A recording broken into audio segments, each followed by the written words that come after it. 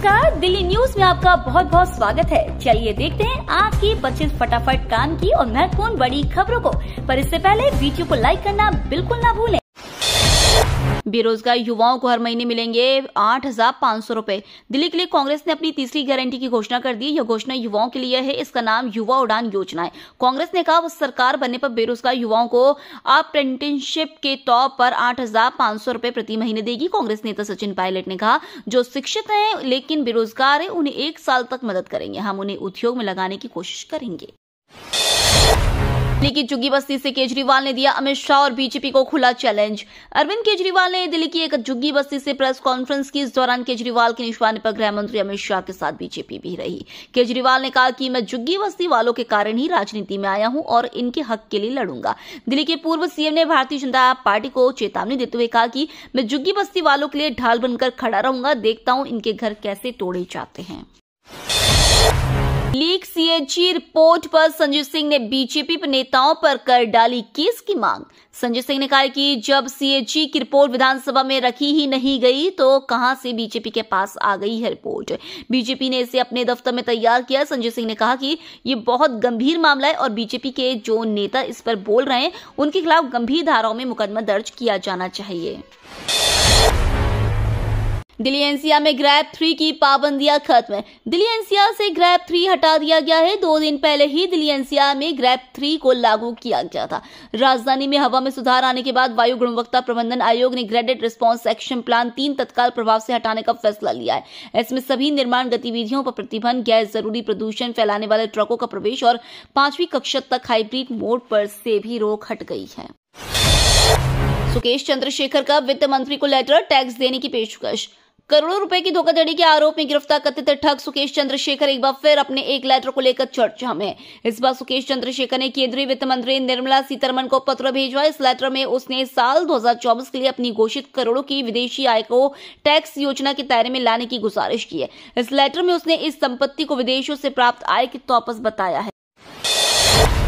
Delhi high court ने ISIS की प्रचार करने वाले शख्स का जमानत याचिका किया खारिज। दिल्ली हाईकोर्ट ने आईएसआईएस की विचारधारा को ऑनलाइन फैलाने वाले शख्स को जमानत देने से इनकार करने के खिलाफ दायर की गई याचिका को खारिज कर दिया है। आरोपी का नाम मोहम्मद हिदायतुल्लाह है। आरोपी जामिया इस्लामिया से एमबीए ग्रेजुएट है। उसके ऊपर आईएसआईएस की विचारधारा को ऑनलाइन फैलाने, हिंदुओं के खिलाफ दुश्मनी को बढ़ावा देने, आतंकी संगठन की मदद करने के लिए पैसे भेजने का आरोप है। हाईकोर्ट ने एक व्हाट्सएप चैट पर भी गौर किया था जिससे पता चला है कि अपीलकर्ता आईएसआईएस में शामिल होने का इरादा रखता था। हरदीप पुरी ने केजरीवाल को याद दिलाई उनकी 10 गारंटियां। पंजाब में किए वादों पर भी साधा निशाना। केंद्रीय मंत्री हरदीप सिंह पुरी ने प्रेस कॉन्फ्रेंस कर आम आदमी पार्टी की 10 गारंटियों को लेकर निशाना साधा। पुरी ने पूर्व सीएम अरविंद केजरीवाल को निशाने पर लेते हुए कहा कि अरविंद केजरीवाल ने दिल्ली वालों को 10 गारंटी दी थी। उन्होंने कहा कि केजरीवाल ने दिल्ली का सत्यानाश कर दिया है। पुरी ने कहा कि मैं दिल्ली वाला हूं इसलिए समझ सकता हूं। हरदीप पुरी ने केजरीवाल के पंजाब चुनाव में किए वादों को लेकर भी खूब हमला किया है। आईपीएल 2025 को लेकर बीसीसीआई उपाध्यक्ष राजीव शुक्ला ने दिया बड़ा अपडेट। इंडियन प्रीमियर लीग 2025 की शुरुआत मार्च में होगी। इसकी जानकारी रविवार को भारतीय क्रिकेट कंट्रोल बोर्ड के उपाध्यक्ष राजीव शुक्ला ने दी। उन्होंने बताया कि आईपीएल 2025 का आगाज 23 मार्च से होगा। आईपीएल के 18वें संस्करण की शुरुआत को लेकर बीसीसीआई की विशेष आम बैठक में फैसला लिया गया। लीग का पहला मुकाबला किन टीमों के बीच खेला जाएगा, इसको लेकर अब तक कोई जानकारी सामने नहीं आई है। लॉरेंस बिश्नोई के नाम पर दिल्ली के डॉक्टरों से मांग रहे थे रंगदारी, पुलिस ने एक को दबोचा। राजधानी के 10 से ज्यादा सरकारी और प्राइवेट अस्पताल के डॉक्टरों को कुख्यात गैंगस्टर लॉरेंस बिश्नोई के नाम से लेटर भेजकर रंगदारी मांगी गई थी। दिल्ली पुलिस ने इस मामले में अलग अलग जिलों में केस दर्ज किए थे। पुलिस ने जांच के बाद नॉर्थ ईस्ट दिल्ली के गोकुलपुरी और यूपी के मैनपुरी के एक आरोपी की पहचान कर ली। गोकुलपुरी के आरोपी ऋषि को पुलिस ने पकड़ लिया जिसके जरिए अन्य आरोपी की तलाश की जा रही है। लोन देकर एनसीआर में लूट, चीन और इंडोनेशिया भेजे गए 400 करोड़ रुपए। चीन के ऐप से लोन देकर लोगों से रिकवरी करने के नाम पर अवैध वसूली करने वाले 15 जालसाजों को गुरुग्राम साइबर थाना पुलिस ने नोएडा से गिरफ्तार किया था। फर्जी कॉल सेंटर चलाने के मास्टरमाइंड हरनाम और सनी ने कई सनसनीखेज खुलासे किए। रिमांड के दौरान दोनों ने बताया कि वे रोजाना लोगों से लोन रिकवरी के नाम पर लगभग 45 लाख रुपए तक की अवैध वसूली करते थे। बीते 2 सालों में लगभग 400 करोड़ रुपए विभिन्न माध्यमों से चीन और इंडोनेशिया भेजे गए। जेवर एयरपोर्ट को NH-34 से जोड़ने पर किया जा रहा है विचार। उत्तर प्रदेश के जेवर में बन रहे नोएडा इंटरनेशनल एयरपोर्ट की कनेक्टिविटी में एक और कड़ी जोड़ने की प्रक्रिया तेज हो गई है। एयरपोर्ट को NH-34 से जोड़ने की संभावना तलाशी जा रही है। इसे लेकर प्राधिकरण और NHAI के अधिकारियों के बीच पहले चरण की वार्ता में अलाइनमेंट को लेकर विचार विमर्श हो चुका है। अब इसका प्रस्ताव तैयार किया जा रहा है। भारत ने पाकिस्तान को T20 मुकाबले में बुरी तरह रौंदा। फिजिकली डिसेबल चैंपियंस ट्रॉफी 2025 का आगाज हो चुका है। भारत ने अपने पहले ही मैच में पाकिस्तान को बुरी तरह हरा दिया। टीम इंडिया ने पहले बैटिंग करते हुए 161 रन का लक्ष्य दिया था। जवाब में पाकिस्तान की टीम महज 51 रन पर ऑल आउट हो गई। टीम इंडिया के लिए निखिल ने 47 गेंदों का सामना करते हुए 59 रन बनाए। वहीं गेंदबाजी में जितेंद्र VN ने महज 5 रन देकर 2 विकेट झटके। चुनाव लड़ने के लिए आतिशी ने मांगी लोगों से मदद। दिल्ली की मुख्यमंत्री और कालकाजी से आम आदमी पार्टी की उम्मीदवार आतिशी ने विधानसभा चुनाव लड़ने के लिए रविवार को क्राउड फंडिंग अभियान शुरू किया और कहा कि उन्हें उम्मीद है कि लोग उनकी पार्टी की काम और ईमानदारी की राजनीति का समर्थन करेंगे। आतिशी ने संवाददाता सम्मेलन को संबोधित करते हुए चंदी के लिए एक ऑनलाइन लिंक जारी किया और कहा कि उन्हें चुनाव लड़ने के लिए 40 लाख रुपए की जरूरत है।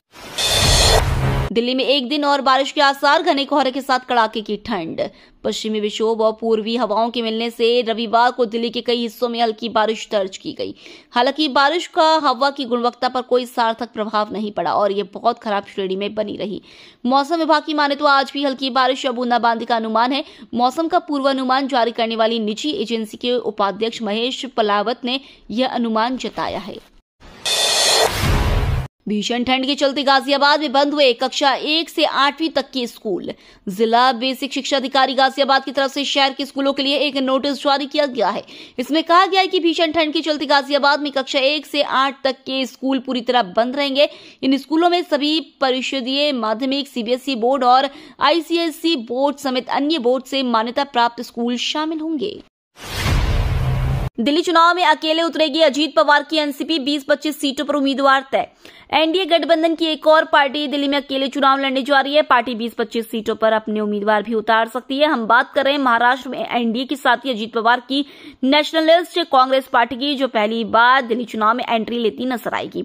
जानकारी के मुताबिक अजीत पवार की एनसीपी ने अकेले ही दिल्ली चुनाव में उतरने की घोषणा की है। इतना ही नहीं, वह 20-25 सीटों पर उम्मीदवार भी उतार सकती है। डोनाल्ड ट्रंप के शपथ ग्रहण समारोह में भारत को भी न्योता विदेश मंत्री होंगे शामिल। अमेरिका के नवनिर्वाचित राष्ट्रपति डोनाल्ड ट्रंप और उपराष्ट्रपति JD वैंस के शपथ ग्रहण समारोह में भारत को भी न्योता मिला है। निमंत्रण पर विदेश मंत्री एस जयशंकर अमेरिका जाएंगे। 47वें राष्ट्रपति के रूप में निर्वाचित राष्ट्रपति डोनाल्ड ट्रंप के शपथ ग्रहण समारोह में जयशंकर भारत सरकार का प्रतिनिधित्व करेंगे। यात्रा के दौरान विदेश मंत्री अमेरिका आने वाले कुछ अन्य गणमान्य व्यक्तियों के साथ भी बैठक करेंगे। आप विधायक को फिर मिला नोटिस, फर्जी आधार वाले बांग्लादेशियों से जुड़ा है मामला। दिल्ली पुलिस ने बांग्लादेशी घुसपैठियों से जुड़े फर्जी आधार कार्ड मामले में एक बार फिर आम आदमी पार्टी के विधायक महेंद्र गोयल को नोटिस भेजा है। इससे पहले कल भी दिल्ली पुलिस ने उन्हें एक नोटिस भेजा था, लेकिन बाद में महेंद्र गोयल ने कहा था कि उन्हें इस बारे में दिल्ली पुलिस का कोई नोटिस नहीं मिला। ऐसे में अब दिल्ली पुलिस ने एक बार फिर उन्हें नोटिस भेजा है। पुलिस ने महेंद्र गोयल से जांच में शामिल होने के लिए कहा है। दिल्ली पुलिस के नए स्पेशल कमिश्नर बने विजय कुमार। 1997 बैच के IPS officer Vijay Kumar Delhi police के नए स्पेशल कमिश्नर होंगे। कुमार अभी तक जम्मू कश्मीर में ADG कानून व्यवस्था थे। यह नियुक्ति ऐसे समय में हुई है जब दिल्ली में अपराध और गैंगवार की घटनाएं एक राजनीतिक मुद्दा बन गई है और दिल्ली में विधानसभा चुनाव भी है। दिल्ली पुलिस सीधे केंद्रीय गृह मंत्रालय के अधीन आती है। 1997 बैच के AGM UT कैडर के IPS अधिकारी विजय कुमार को दिसंबर 2019 में कश्मीर क्षेत्र में पुलिस महानिरीक्षक नियुक्त किया गया था। नोएडा की केमिकल फैक्ट्री में लगी भीषण आग, करोड़ों का सामान जलकर खाक। नोएडा थाना बादलपुर क्षेत्र स्थित एक रासायनिक कारखाने में रविवार सुबह भीषण आग लग गई, जिस पर दमकल कर्मियों ने 7 घंटे की मशक्कत के बाद आग पर काबू पाया। आग में कोई जनहानि होने की अभी तक कोई सूचना नहीं है। अधिकारियों ने बताया कि आग लगने की सूचना मिलने के बाद मौके पर दमकल विभाग की 32 गाड़ियां भेजी गई और 7 घंटे की कड़ी मशक्कत के बाद आग पर काबू पाया गया। मोहिंदर गोयल पर स्मृति ईरानी का टैग, दिल्ली पुलिस ने भी भेजा नया नोटिस। दिल्ली विधानसभा चुनाव से ठीक पहले आम आदमी पार्टी के विधायक मोहिंदर गोयल की मुश्किलें बढ़ती दिख रही हैं। दिल्ली पुलिस ने फर्जी आधार कार्ड मामले में आप विधायक को नया नोटिस भेजा है। इस मामले में कुछ बांग्लादेशी नागरिकों को गिरफ्तार किया गया था। इससे एक दिन पहले भी पुलिस ने मोहिंदर गोयल को जांच में शामिल होने के लिए नोटिस भेजा था। दिल्ली में वोटर कार्ड के लिए फेक डॉक्यूमेंट बनाने के आरोप में 2 अरेस्ट। दिल्ली में विधानसभा चुनावों की सरगर्मी के बीच फेक दस्तावेजों के बलबूते वोटर आईडी कार्ड बनवाने के मामले भी सामने आए हैं। अब दिल्ली पुलिस ने वोटर आईडी कार्ड प्राप्त करने के लिए जाली दस्तावेज तैयार करने के आरोप में 2 लोगों को गिरफ्तार किया है। अधिकारियों ने रविवार को बताया कि आरोपियों की पहचान रमेश एंक्लेव निवासी 35 वर्षीय कैब चालक जुबेर और किरारी सुलेमान नगर निवासी 30 वर्षीय नदीम के रूप में हुई है। भारत ने सीमा पर बढ़ाई तैनाती तो भड़क गया बांग्लादेश। बांग्लादेश में शेख हसीना की सरकार हटने के बाद से भारत के साथ तनातनी बढ़ती ही जा रही है। बांग्लादेश में हिंदुओं पर होने वाले हमले को लेकर भारत ने कई बार आपत्ति जाहिर की है। वहीं अब सीमा पर बॉर्डर गार्ड बांग्लादेश और बीएसएफ के बीच तनाव बढ़ गया है। आमतौर पर भारत और बांग्लादेश की सरहद पर शांति रहती थी। हालांकि घुसपैठ, कंटीले तारों की बाढ़ की वजह से तनाव की खबरें। इसी बीच बांग्लादेश विदेश मंत्रालय ने सीमा पर तनाव को लेकर भारतीय उच्चायुक्त प्रणेव वर्मा को तलब किया है। इतिहास रचने वाला है इसरो। 3 मीटर तक करीब लाए गए दोनों उपग्रह। भारतीय अंतरिक्ष अनुसंधान संगठन स्पेस सेक्टर में जल्द ही नया इतिहास लिखने वाला है। अंतरिक्ष डॉकिंग प्रयोग करने के लिए प्रक्षेपित किए गए 2 उपग्रहों को परीक्षण के दौर पर 3 मीटर की दूरी पर लाया गया और फिर सुरक्षित रूप से वापस ले जाया गया। अंतरिक्ष एजेंसी ने यह भी कहा कि डॉकिंग प्रक्रिया डेटा के विश्लेषण के बाद पूरी की जाएगी। इसरो ने एक्स पर एक पोस्ट में कहा, पहले 15 मीटर और फिर 3 मीटर तक पहुंचने का प्रयास किया गया। अयोध्या, पटना समेत 18 शहरों में जल मेट्रो चलाने की तैयारी।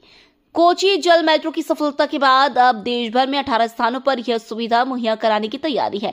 पर्यावरण अनुकूल इस नए जल परिवहन मॉडल को दोहराने की प्लानिंग चल रही है। कोची मेट्रो रेल लिमिटेड की ओर से यह जानकारी दी गई। जल मेट्रो का संचालन और रखरखाव करने वाली KMRL ने इसे लेकर बयान जारी किया। इसमें कहा गया कि बंदरगाह, जहाजरानी और जलमार्ग मंत्रालय ने उसे विभिन्न क्षेत्रों में इसी प्रकार का जल मेट्रो सिस्टम की क्षमता का आकलन करने का काम सौंपा है।